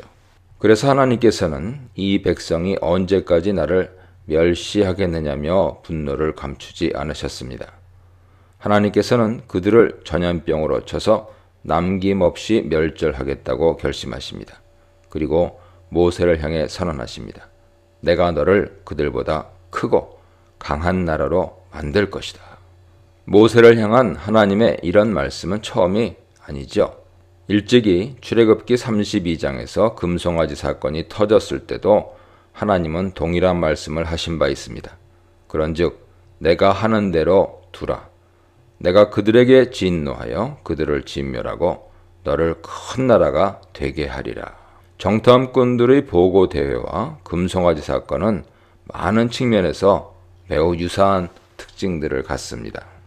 금송아지 사건과 정탐꾼들의 보고 대회에서 이렇게 비교할 수가 있습니다. 출애굽기 32장부터 보면 모세는 어찌 되었는가? 민수기 14장부터 보면 모세를 끌어내리자. 이것이 우리의 신이다. 그들은 우리보다 강하다. 내 백성이 부패했도다 말씀하셨고 내 백성이 나를 멸시했다 말씀하셨습니다.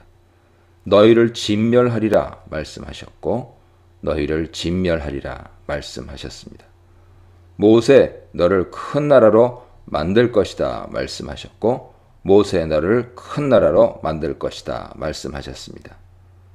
백성을 진멸하면 이집트인들이 들을 것이다 모세는 말씀드렸고 백성을 진멸하시면 이집트인들이 들을 것이다 말씀드렸습니다. 이스라엘이 원수에게 조롱거리가 되었다 말씀하셨고 열국이 여호와를 조롱할 것이다 말씀하셨습니다. 금송아지 사건 때는 주동자들로 추정되는 3,000명의 도륙을 정탐꾼들의 보고대회에서 심판은 주동자들이 즉사하게 하시고 나머지는 광야에서 모두 죽임당하게 하셨습니다. 그러나 하나님이 즉각 진멸하진 않으셨습니다. 적과 꿀이 흐르는 땅으로 인도하리라 말씀하셨고 적과 꿀이 흐르는 땅을 주실 것이다 말씀을 전했습니다.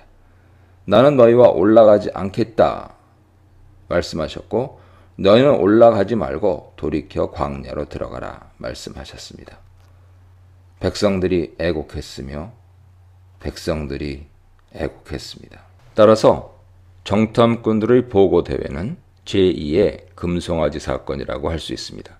실제로 백성들은 두 사건을 통해 극단의 불신앙적인 모습을 보여줍니다. 그들은 하나님을 더 이상 신뢰하지 못하고 모세 지도력에 의문을 품습니다. 그리고 하나님을 버리고 자신들이 만든 신을 신뢰하며 하나님의 나라를 버리고 인간의 제국인 이집트를 의지하는 모습을 보입니다. 그들은 부패했으며 하나님을 멸시했습니다. 앞서 말한 대로 두 사건 모두에서 하나님은 백성들을 진멸하시고 모세를 통해 큰 나라를 만들 것이라 선언하십니다. 시내산의 금송아지 사건은 이스라엘 백성들을 원수들의 조롱거리가 되게 만들었습니다. 왜냐하면 그들이 하나님의 기적을 체험하고 특별한 은총을 입었음에도 악하고 방자한 멋대로 다니는 백성이 되었기 때문입니다. 반면에 정탐꾼들의 보고대회에서는 모세가 도리어 하나님이 이상하신 분으로 열국의 조롱을 받게 될까 염려한다고 하나님께 탄원을 드립니다. 금송아지 사건에서 하나님께서는 주동자와 적극 가담자로 생각되는 3,000명을 징벌하여 죽게 하셨으나 하나님의 용서로 백성들은 전원 사망을 모면했습니다. 반면에 보고대회에서는 10명의 주동자들은 즉시 사망했고 하나님께서는 20세 이상의 남은 모든 기성세대가 광야에서 다 죽을 것이라고 선언하셨습니다.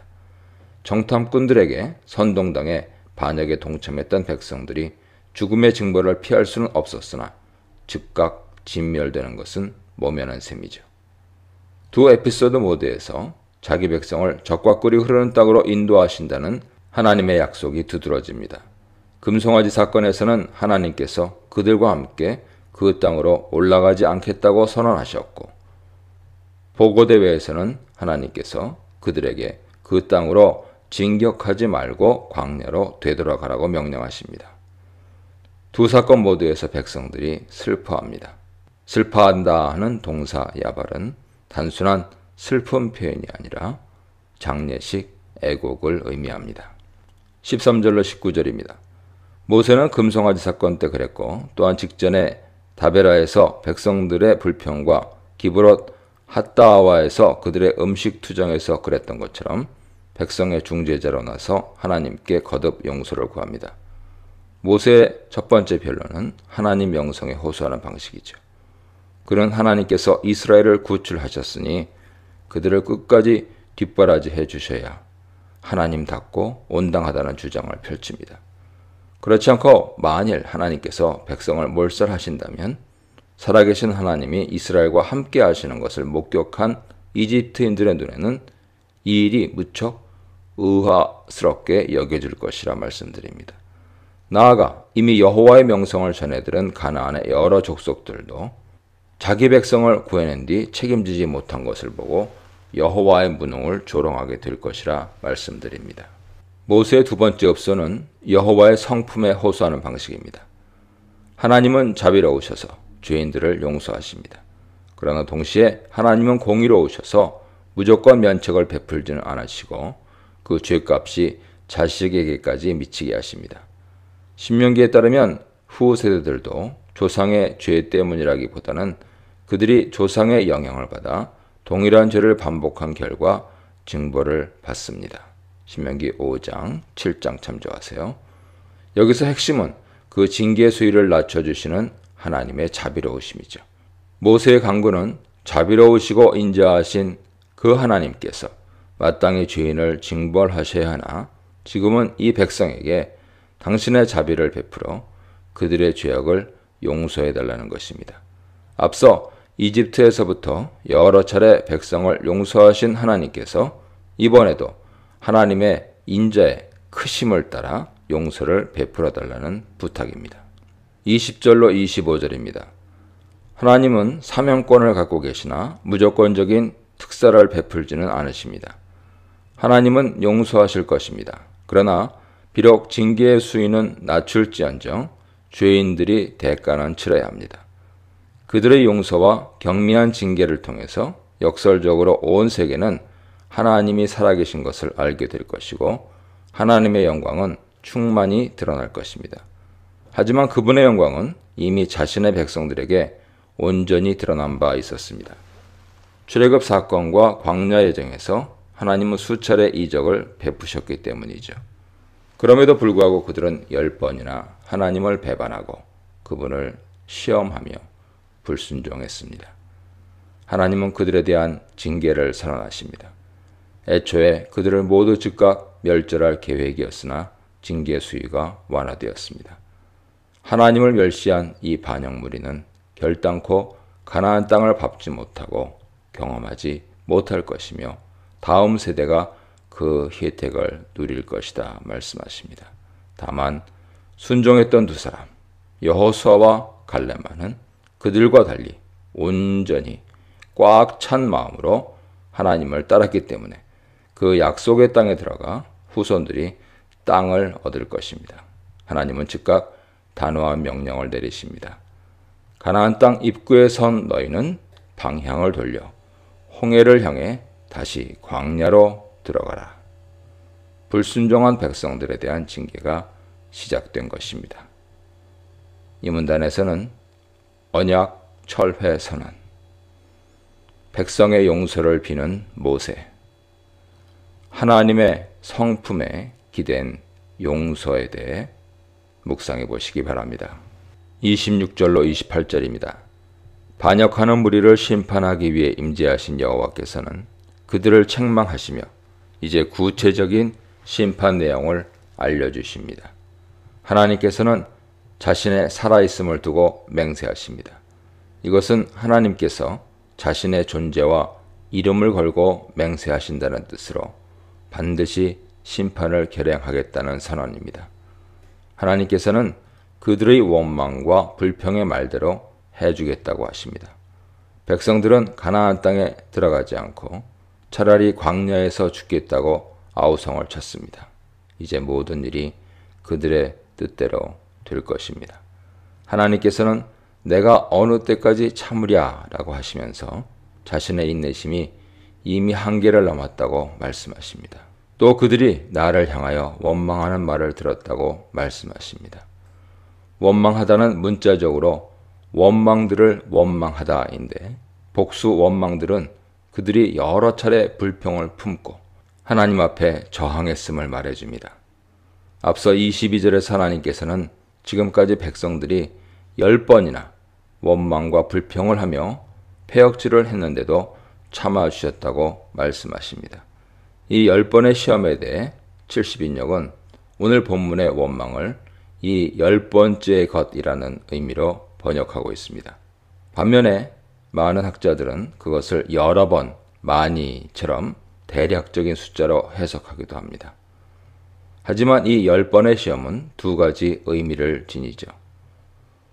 실제로 이미 랍비들이 찾아냈듯이 그들은 출애굽 직후부터 지금까지 불평과 원망과 반역을 저지른 사례가 10차례나 됩니다. 이런 불평과 반역의 시리즈에서 이들의 행동을 특징 짓는 동사로 원망과 통곡이 두드러지죠. 그 원망의 원인은 적들의 강력한 군대에 대한 두려움 때문이기도 하고 의식주의 빈곤함으로 인한 불편한 생활 때문이기도 하고 또한 지도자에 대한 불신 때문이기도 합니다. 그러나 이 모든 불평, 원망의 궁극적인 원인은 여호와에 대한 불신이죠. 어떻게 10번을 그렇게 했습니까? 출애굽기 14장을 보면 홍해 앞에서 이집트 군대가 추격해 왔을 때, 출애굽기 15장 마라에서 갈증과 쓴물로 인해, 출애굽기 16장 신광야에서 굶주림으로, 같은 16장 신광야에서 만나에 대한 탐욕 때문에, 같은 16장 신광야에서 안식일에 만나를 채취하는 것을 통해서, 출애굽 17장의 르비딤에서 갈증으로 인해, 출애굽 32장 시내산에서 금송아지 숭배를 하며, 민수기 11장 다베라에서 불평하며, 같은 민수기 11장 기브롯 핫다와에서 고기에 대해 불평하며, 그리고 본문 민수기 14장 가데스에서 정탐 보고 대회를 통해 불평과 반역의 상황이 10번 이어지고 있습니다. 이 10번의 시험은 10번의 징벌과 꾸짖음을 불러왔습니다. 이스라엘 백성의 10번의 시험은 완고한 파라오의 10번의 반항과 그에 따른 징벌과 연관성이 있는 듯 보입니다. 즉 이것은 다분히 문학적 측면에서뿐만 아니고 실제적인 측면에서 의도적인 10번입니다. 파라오는 10번이나 여호와에 대한 자신의 완강한 저항을 표출했습니다. 성경은 그것을 그의 완고함이라고 표현하죠. 파라오는 반항할 때마다 그 대가를 혹독히 치러야 했습니다. 그런데 이집트에서 극적인 구원을 얻은 이스라엘 백성이 마찬가지로 10번이나 반복적으로 여호와 하나님께 불평을 쏟아내고 원망하며 저항합니다. 이런 점에서 패역한 백성들을 향해 10번이나 나를 시험했다고 말씀하신 하나님의 의도는 명백합니다. 이들도 파라오 그리고 이집트 사람들과 다를 바가 없다는 것이죠. 이스라엘 백성도 완고한 패역의 무리이며 파라오와 이집트가 재앙을 당하고 그의 군사들이 멸절당한 것처럼 이들도 징벌을 당해야 한다는 뜻입니다. 29절로 35절입니다. 하나님 심판의 구체적인 내용은 두 가지로 나뉘어 전달됩니다. 첫째는 징집 대상인 20세 이상의 현 세대에 대한 것이고, 둘째는 20세 이하의 차세대에 대한 것입니다. 20세를 기준으로 심판 내용이 달라집니다. 이것은 20세 이상의 장정들이 공적으로 사회적, 군사적 활동의 주체가 될 수 있으며 그에 대한 책임도 져야 한다는 것을 의미하죠. 아마 오늘 본문의 정탐 보고에서도 갑론을박의 토론 자격을 갖춘 사람들은 20세 이상 장정들이었다고 볼 수 있습니다. 더불어 20세 이상은 징집된 군사들로서 전쟁에 나갈 의무가 있죠. 그들이 심야 보고대회에서 겁을 먹고 출정하지 않기로 결정합니다. 그러므로 그들은 자신들의 결정에 책임을 져야 마땅하죠. 하나님께서는 20세 이상의 백성 중 원망한 자 모두가 가나안 땅에 들어가지 못할 것이라고 선언하십니다. 아마 그들 모두가 만장일치로 집단 행동을 했을 것이므로 예외되는 사람은 없었을 것입니다. 예외되는 사람은 두 사람, 갈렙과 여호수아였죠. 심지어 모세와 아론도 예외일 수 없었습니다. 비록 모세는 나중에 불순종했던 추가적인 이유가 있었습니다만, 그러나 20세 미만 유아들과 차세대 소년 소녀들은 그 땅에 들어갈 것입니다. 이는 백성들이 가나안 땅에 들어가면 자신들의 아내들과 아이들이 사로잡힐 것이라는 주장을 정면으로 뒤집는 말씀입니다. 그들은 반역의 무리가 싫어하던 그 약속의 땅에 들어가서 그 땅을 볼 것입니다. 그 땅은 하나님께서 손을 들고 맹세하여 그들에게 주겠다고 약속하신 땅입니다. 여기서 땅을 보다 하는 의미는 문자적으로 땅을 안다는 뜻입니다. 히브리어 야다는 추상적인 지식이 아니고 실증적으로 체험하고 체득한 구체적인 지식을 말하죠. 차세대 자녀들은 바로 이렇게 생생하게 그 땅을 체험하고 모든 유익을 마음껏 누릴 것입니다. 하지만 현 세대 장정들은 모두 광야에 쓰러져 그 땅의 복을 누리지 못하고 죽을 것입니다. 둘째 심판 내용은 차세대 자녀들에 대한 것입니다. 그들은 비록 가나안 땅에 들어가게 될 것이나 그 이전에 오랜 광야 생활을 해야만 합니다. 그들이 광야에서 방황하는 자들이 된다는 말은 문자적으로 목축하는 자들이 된다는 뜻입니다. 다시 말해 광야에서 가축을 키우며 떠돌아다니는 유목 생활을 계속 해야 한다는 의미죠. 그 기간은 40년입니다. 이 40년은 정탐꾼들이 그 땅을 정탐했던 40일 기간의 하루를 1년으로 쳐서 나온 기간이죠.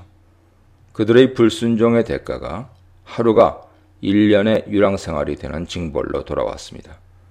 마치 정탐꾼들이 40일간 가나안 땅 여기저기를 돌아다녔듯이 이제 차세대 자녀들은 그렇게 40년간을 시내 광야 여기저기를 돌아다녀야 합니다. 그렇게 해서 그들의 자녀들이 40년간 그들의 죄를 담당해야 합니다. 여기서 자녀들은 책임이 없다고 생각할 수도 있으나 부모들은 죽을 때까지 자녀들과 더불어 광야에서 유랑해야 합니다. 엄밀히 이 징벌은 우선 부모들에게 내려진 것이죠. 그들은 광야에서 떠돌다 모두 때가 되면 죽을 것입니다. 그 자체가 하나님의 징벌이죠. 더불어 동반하는 자녀들은 부모가 죽은 이후에도 일정 기간 광야에서 지내며 40년 기간을 채워야 했습니다.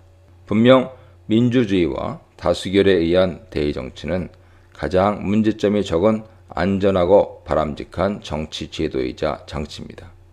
하지만 때로 여호수아와 갈렙처럼 좁은 길과 순교의 길도 기꺼이 가리라 다짐하는 것이 신앙의 길입니다. 이 문단에서는 그치지 않는 원망의 심판으로 응수하시다. 이스라엘이 원망하며 원하는 대로 되게 하시다. 광야의 불평이 죽음과 방황으로 끝나게 하시다에 대해 묵상해 보시기 바랍니다. 36절로 38절입니다. 백성들을 선동했던 정탐꾼들이 하나님의 즉결 심판을 받습니다. 그들은 여호와 앞에서 재앙으로 죽었는데 이 재앙의 성격은 드러나지 않습니다. 아마 몇몇 사례에 비추어 볼 때 즉각적인 불벼락 심판이었을 것입니다. 그러나 충성된 두 사람, 눈의 아들 여호수아와 여분네 아들 갈렙은 심판을 면하고 생존했습니다. 39절로 43절입니다. 백성들은 모세의 말을 듣고 비통함으로 크게 슬퍼했습니다. 애곡을 의미하는 동사, 뒤에 붙은 강조부사 메오드는 완전히 무너져 내린 그들의 심리 상태를 잘 표현하고 있습니다. 그들이 들은 모세의 말은 앞서 정탐기간 40일을 하루 1년으로 계산하여 40년간 광야에서 방랑할 것이며 9세대는 모두 광야에서 죽을 것이라는 하나님의 심판의 말씀을 가리킵니다. 이 경고가 빈말이 아닌 것이 드러났습니다. 바로 눈앞에서 10명의 주동자들이 즉사한 것이죠. 그들은 두려움에 사로잡혔습니다. 혼이 나간 그들은 모세를 통해 받은 하나님의 심판이 이루어질 것이며 이것이 자신들의 현실임을 즉시 깨닫게 되었습니다. 통곡 소리와 함께 심야의 보고대회가 끝나고 다음 날 아침 그들은 산꼭대기로 올라가 하나님께 탄원의 기도를 올렸습니다. 보소서, 우리가 여기 있습니다. 그 땅으로 올라가게 하소서. 우리가 죽을 죄를 저질렀습니다. 하지만 그들이 산꼭대기로 올라갔다는 것은 여전히 그들의 영적인 상태를 이중적으로 암시하고 있습니다. 그들은 여호와 하나님이 계신 성막으로 회집하여 회개의 탄원을 올리지 않고 산꼭대기에 올랐습니다. 그것은 높은 곳에서 멀리 약속의 땅을 바라보며 하나님께 그곳에 들어가게 해달라고 애원하기 위함이었을 것입니다. 또 백성들은 하나님의 뜻을 다시 거스르고 있습니다. 하나님은 백성의 징계를 결정하신 뒤 가나안 땅을 향한 진로를 막으시고 방향을 돌이켜 홍해길을 따라 광야로 다시 들어가라고 명령하셨습니다. 그리고 불순종의 대가로 광야에서 40년간 유랑해야 한다고 통보하신 것입니다. 그런데도 고집을 부려 전진하여 산꼭대기로 올라간 것이죠. 그러나 이건 역시 하나님 뜻보다는 자신들의 뜻과 욕망을 더 우선시한 행동일 뿐입니다. 모세는 경고합니다. 여호와께서 너희 중에 계시지 않는다. 그러므로 너희는 패배할 것이다. 때는 늦었습니다.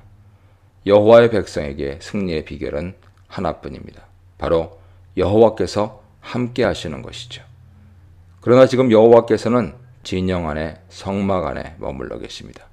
따라서 백성들의 출정은 법궤를 앞세워 여호와를 대장으로 모시지 않은 자신들만의 군사 행동일 뿐이죠. 결과는 패배라는 또 다른 재앙일 뿐입니다. 44절로 45절입니다. 그래도 다시 말해 기어코 산꼭대기로 올라가 가나안 땅으로 진격하기로 결정합니다. 하지만 하나님은 진영 안에 성막에 머물러 계시며 모세는 그분 곁에 서 있었습니다. 여호와의 언약궤는 전진하지 않고 진영 안에 머물러 있었습니다. 총사령관 없이 전쟁터에 나간 이스라엘 군대는 아말렉인과 가나안인에게 대패를 당해 호르마까지 퇴각합니다. 이 전쟁의 패배는 불순종한 백성들에 대한 징계에 그치지 않았을 것입니다. 이방인들은 이 패배를 이스라엘의 여호와 하나님의 패배로 간주하며 여호와의 무능을 조롱하게 될 것입니다. 엄밀히 말해 가나안 땅은 돌밭입니다. 토양도 농사에는 불리한 석회암 지역이 많아 비가 오면 물을 가두어 놓고 필요할 때 쓸 수도 없습니다. 저수지가 무용지물인 토질입니다. 그 지역의 특징적인 토양과 기후의 측면에서 보면 적과 꿀이 흐르는 땅이 될 수 없습니다. 그러나 유독 구약 성경에서만은 그 땅을 적과 꿀이 흐르는 땅이요 축복의 땅, 생명과 풍요의 땅이라고 묘사합니다. 먼저 여기서 말하는 꿀은 벌꿀이 아닌 과일꿀입니다. 따라서 적과 꿀이 흐른다 하는 말은 가축들이 너무 잘 자라고 과일이 넘치도록 생산되는 땅, 목축과 농사가 아주 잘 되는 땅이라는 표현입니다. 한마디로 복받은 땅입니다. 하지만 돌밭에다 강우량이 부족하여 물을 가두어 건기와 가뭄에 대처하기도 어려운 땅인데 왜 적과 꿀이 흐르는 땅이라고 했을까요? 다름 아닌 바로 하나님 은혜로 말미암아 그 땅이 적과 꿀이 흐르는 땅이 된다는 것입니다. 오경 전반에서 강조하고 있는 바와 같이 적과 꿀의 조건은 순종입니다. 순종하면 풍요로운 땅이 되지만 불순종하면 황량한 땅이 됩니다. 실제 그들은 불순종으로 인해 하나님께서 경고하신 기근, 가뭄, 병충해, 전염병, 전쟁과 같은 모든 재앙을 다 겪습니다. 하지만 그 땅은 비만 오면 곡식이 잘 자랍니다. 비가 제때 와줘야 합니다. 특히 이른 비가 와야 파종을 하는데 안 오면 1년 농사는 망칩니다. 그 6개월의 우기에 중간비도 꾸준히 와줘야 하지만 중간비는 약간 부실하더라도 가장 중요한 비는 늦은 비입니다. 추수 직전의 늦은 비가 꼭 그리고 충분히 와줘야 합니다.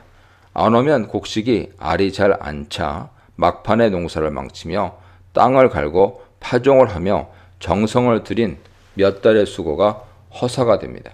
가나안 논밭 전체가 천수답인데 구약 백성의 농법은 하늘농법, 기도농법, 믿음농법이었습니다.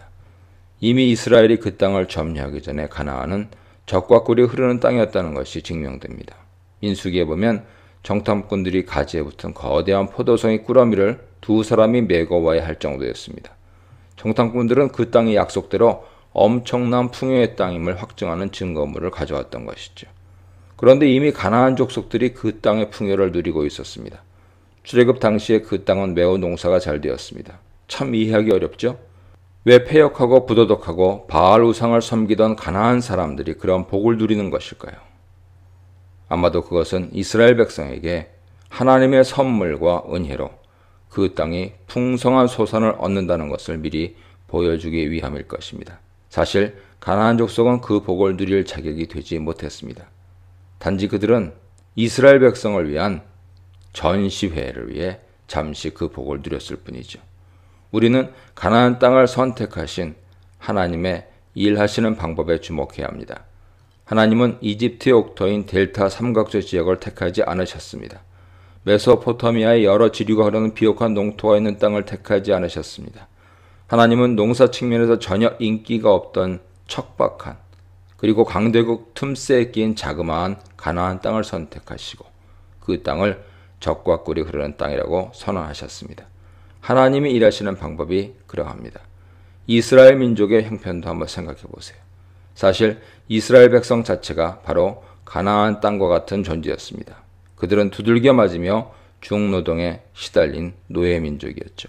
그들은 분명 아브라함 안에 이미 선택된 민족으로 예정되어 있었지만 하나님은 문명국인 강대국 이집트 민족도 엄청난 무기와 치적을 자랑하는 아수르 민족도 택하지 않으시고 한낱 매질당하는 흑수저 민족을 택하셨습니다. 하나님은 무시당하는 바닥 민족을 택하시고 그들을 나의 특별한 보물 세굴라라 제사장 나라와 거룩한 백성이라 하셨습니다. 인기 없는 가나안 땅을 선택하시어 적과 꿀이 흐르는 나의 땅이라 하셨습니다. 하나님은 시스템 저 너머에 계십니다. 구조와 법을 바꾸는 노력과 더불어 우리는 그런 사회적 한계, 인간적 한계를 뛰어넘게 하시는 하나님의 일하심을 확신해야 합니다. 하나님은 가나안 땅, 바로 거기서 자신의 일을 시작하십니다. 이 문단에서는 원망으로 이끈 10지파 대표들을 심판하시다. 이스라엘은 회개 없는 눈물을 흘리다. 불순종한 전쟁은 패배로 끝날 것이다에 대해 묵상해 보시기 바랍니다.